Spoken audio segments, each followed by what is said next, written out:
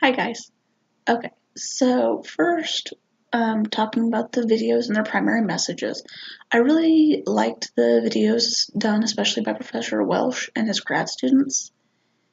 I thought that they were really funny and just really engaging, and it really made you think about the implications of using technology and using the web, and especially things like YouTube and just social networking in general, and getting stuff out there on the internet and putting stuff out there on the internet, and that you can be anybody, be anything.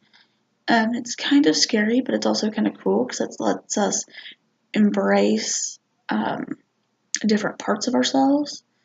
It also lets us get out information that we may not be comfortable with expressing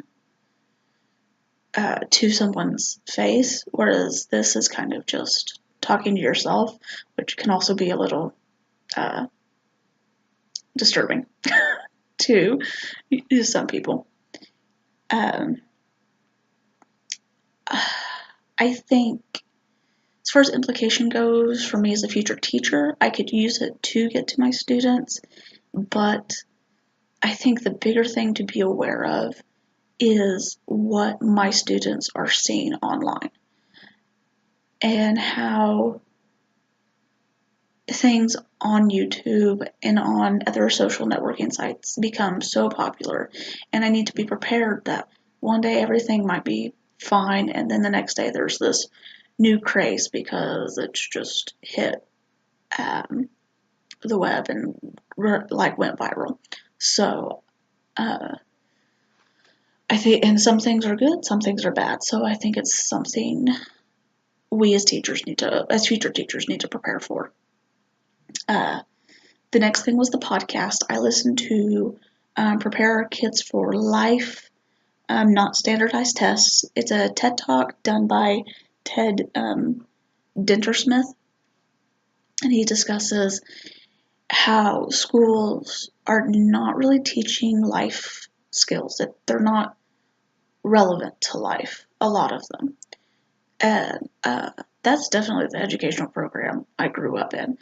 I eventually took a class in eighth grade that actually taught me how to write a check and do my taxes and other things that were actually relevant, like life skills. And I feel like that should somehow, as a teacher, try to incorporate that into our classroom, obviously at age appropriate levels. So, like, and I know that being in the educational program, we have to maintain a certain level of standardized tests, otherwise, we get in trouble.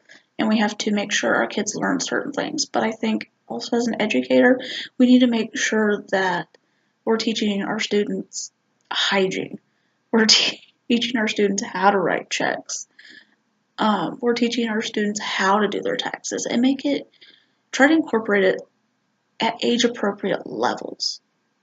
So don't do check writing with kindergartners, obviously, but it is something that will need to be addressed in the classroom. Not really need to be, but maybe should be addressed in the classroom.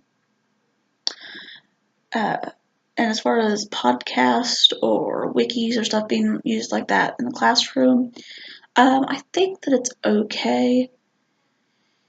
I don't know if I'd use it much because I plan on teaching young kids, but I feel like for older kids who are doing research, wikis are a really good place to start, especially because it kind of gives you a basis for your information and some of the basics, and then you can scroll down and look at their references and get into more details and find actual credible sources.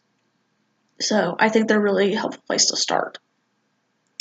As far as social networking, I think if you could do an educational networking site, it would be okay.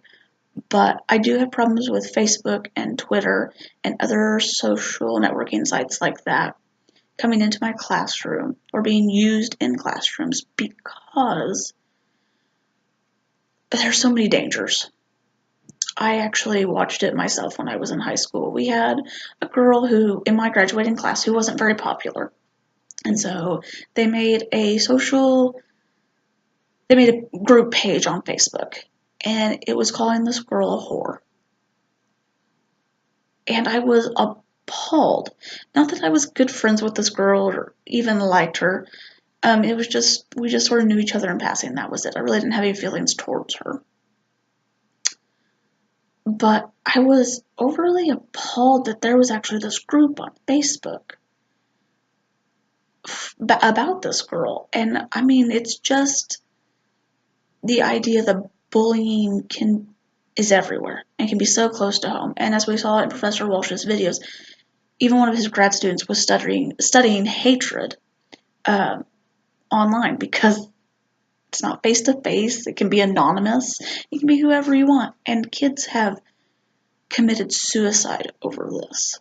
People have committed suicide over this. I think that's crazy to me that we can be so cruel. So as far as social networking sites, I'd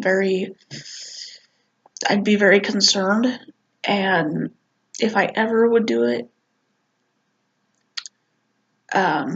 it would definitely be something I monitored in my classroom a lot, very strictly, and kids would have to prove to me that they can be responsible, and there would be a lot of discussion about what is appropriate online behavior and what is not.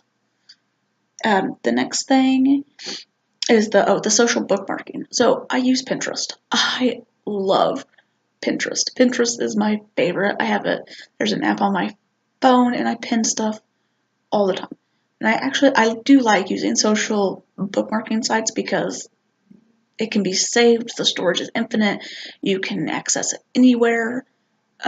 So I really do like social bookmarking websites. I think they're incredibly helpful. Pinterest shows you things that you've liked and you've mentioned that you liked, so it'll start with a few ideas for you and get your interest, and then it'll just start building a profile and get more exact and get you more things to you that you want to use. And so I mean, I love it. It's great. I've used things on Pinterest. I've done things on Pinterest. The classroom I'm in has done things on Pinterest. It's wonderful. Love it. Recommend it. And we even use it in the classroom. We take ideas off there for arts and crafts, for papers to do, and it's just a really good resource. Definitely recommend it as a useful tool in the classroom.